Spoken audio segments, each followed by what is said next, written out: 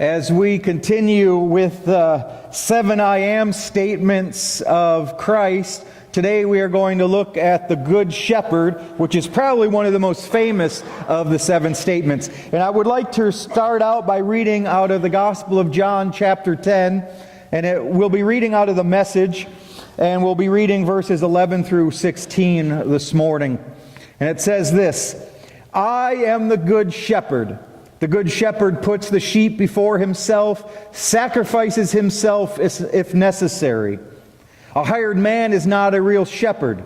The sheep mean nothing to him. He sees a wolf come and runs for it, leaving the sheep to be ravaged and scattered by the wolf. He's only in it for the money. The sheep do not matter to him. For I am the Good Shepherd. I know my own sheep, and my own sheep know me. In the same way, the Father knows me, and I know the Father. I put the sheep before myself, sacrificing myself if necessary. You need to know that I have other sheep in addition to those in this pen. I need to gather and bring them too. They'll also recognize my voice. Then it will be one flock and one shepherd. So, like I said, we are going to talk about this most famous one, the Good Shepherd. But I kept thinking, well, why do we need a good shepherd? Why did Jesus equate himself to being a good shepherd and all of that? And as I was doing some research on sheep, both ancient and contemporary, I found that it's kind of the same. And there's 4 things that I kind of got that sheep are. One, they say sheep are dirty, that they need help to clean themselves. That sheep, unlike other animals, when they get their wool dirty, there's really no way for them to clean themselves. So the shepherd has to take care of that for them. Another one said that sheep are defenseless, that they really do not have any means to protect themselves. So they are dirty, they are defenseless. They said they are dependent animals, that unlike some other animals, sheep are ones that really need some more and some extra attention to take care of them. And all the sources said sheep are dumb. That if left to themselves, sheep will destroy themselves, somehow get into trouble. And then I kept thinking, we haven't changed much. Right? We probably fall under all of these categories sometimes, especially for me in the dumb category. We do some dumb things, and then we expect people to bail us out sometimes. But these sheep, they served a purpose, and they had to be taken care of. And they understood this back then. And so Jesus says, I am the Good Shepherd. And throughout the Bible, God calls us sheep, equates us to sheep, equates himself to God's self to sheep, to being a shepherd. You have King David that was the good shepherd for the Israelites. And you got to understand that the Israelites during this time, these statements, these were radical statements that Jesus were making. Because to them, Jesus was equating himself to God. Jesus was saying, I am the Good Shepherd. And he's equating himself to Yahweh, the great I am. The one that was the word that was so holy, they couldn't even speak that name because it was so holy. They were only allowed to speak it on the Day of Atonement. So one day a year, they uttered the words out of their mouth because that was such a big name for them. Even so that when they wrote the word Yahweh or Jehovah down, I was reading in some history books that the scribe who had to write the name of Yahweh, before he would write the name, he had to bathe himself and make sure that he was clean. And then after he wrote the name of Yahweh, he'd have to destroy the pen. So it was serious business. And then all of a sudden you have this person that shows up and says, guess what? I am the Good Shepherd. I am like God. I equate myself to this. And to them, they had to be taken aback, a little shocked. What do you mean? God is our shepherd. Or, God is the one that takes care of us. King David is the one that came, not you. But here we have Jesus making this claim, saying, I am your God. I and God am one. I am the Good Shepherd. So they understood what that meant. And Christ understood that. Christ then tells them, I am the good shepherd, and I am going to lay my life down for you. You are worth so much that I will give my life up for you. I will search for you. I will find you. I will do this. Not the hired people, not the people that run lip service, because when push comes to shove, they will run away and they will leave you for dead. I will not do this. I will take care of you. I will protect you. I will clean you. I will hold you up. I will walk with you in this life and not give up on you. I will not forget you. Christ is saying, you are worth everything to me, including my life. Tells them, this is how I know you and I love you. This is how you will know that I am God, because I will lay my life down for you. I am the good shepherd. It's a radical claim sometimes for us too. What? I'm loved that much? I'm worthy, I'm worth that much that God knows me and God loves me and that God does not give up on me, that when I wallow in my own filth, that God still comes and cleans me off time and time again. When I am lost, God will find me. You're telling me that the God that created the universe, this name that I cannot even speak because it is so holy, loves me enough to lay down their life for me. How powerful that was. To say no matter how dirty we are or how dumb we are or what is going on in our life, God says, you are worthy. You are worth God. Richard Rohr says that religion's job is this: to tell us and keep reminding us of who we are and whose we are. God's. That is our job here on this earth. To know that we are loved. To know that we are worthy, and then to let other people know that they are loved and worthy. Allow me to make you uncomfortable this morning, okay? Allow me a little bit here, because something bothered me this week, and I wrestled with whether or not I should share it, but I'm going to, because I think this is why it is so important for us to let people know that they are loved. We had a president that came on and said that transsexual people are not allowed to serve in the military, that they are not worthy. He took a whole group of people, whether you agree with that or not, I don't care, but he told a whole group of people that they were not worthy, that they were less than. This is why I think it is so important, whether you agree with it, whether you don't, that we still have to let people on the margins know that they are worth God, that they are loved, that we see them.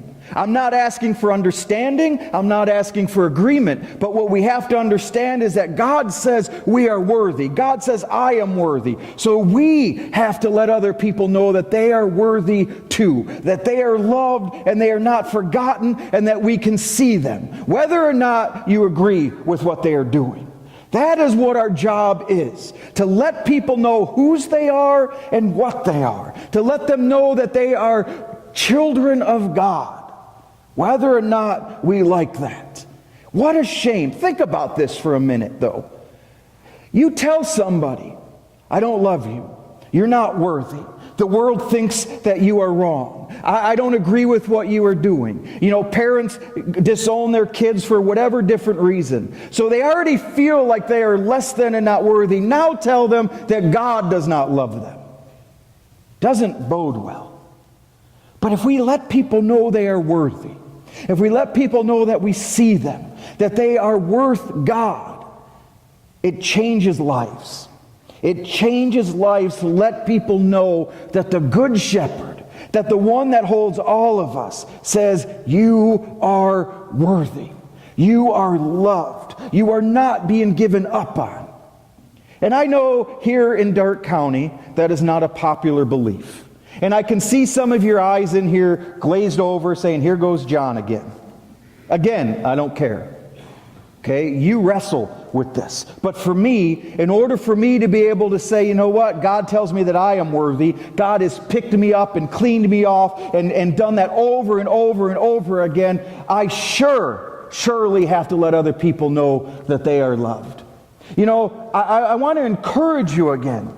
You know, we have these cards printed up, and they say, because you are worth it on it. And on the back it says, an act of kindness from the Oakland Church of the Brethren. And we've passed these out before, and we said, pay for somebody's meal, pay for somebody's gas, however you wanted to use these. But think about getting something like this and just saying for no reason other than because you are worth it, because you are loved and you are seen and you are worthwhile. You know why? Because God gave us these cards. God says, John, you are worth it. John, you are loved, and I will not forget you. Again, I'm not asking for you to understand all of that. I don't understand all of it. But we are to let people know that they belong to God. And once we realize this, once we realize that we are worthy of God, once we let other people know that they are worthy of God, it becomes this reciprocal relationship where we know God and then God knows us. That God and I have a relationship. I am never alone, no matter where I venture. I love how God says, I have other people that aren't in this pen yet, and I'm going to get them. And he says in that verse, if you read it, he says that even if one of you are lost, I will leave my flock and I will come and find you. Think about the power in those words. That the God of all of creation says that even if one of God's people are lost, God will come and look for us and not stop until we are found. That no matter how far I venture away from God, no matter how many times I spit in God's face, no matter how many times I fall apart, God says, I'm going to look for John again. And I'm sure the other sheep are going, John's always lost. God's always looking for John. But that's the truth because I'm dumb. That's the truth because I mess up. But I have a hope that says no matter what, the Good Shepherd's coming to get me. No matter what, the Good Shepherd's going to find me. No matter how dark of a pit I am in, God will take me and let me sit under the bowers. See, I use that word. God comes looking. And in Psalm 23, God's shepherd's crook, God's rod pulls us back in. And it's all because God says, you are loved, you are worth something, you are my children, you are worthy. Think about that. Sometimes we don't hear that enough, that we are worthy, that we are good. I want you to hear that this morning. No matter where you are, where you find yourself, you are worthy of God. You are worthy to be loved. You are not forgotten. Even if it is painful and it is hurting and life has knocked the wind out of you, God sees you. We see you. We come here on a Sunday morning to be renewed. We come here so that other people can see us. We come here to feel connected. Why in the world would we tell people that they can't be connected? Why in the world would I tell somebody that they are not worthy of God? I will not do it. Because this verse says, I am the good shepherd. I will lay my life down for you. I will come and look for you because you are loved, because you are worthy. God thinks all of us are worth looking for. And God will not stop until we are found, because you are worthy. Pray with me this morning.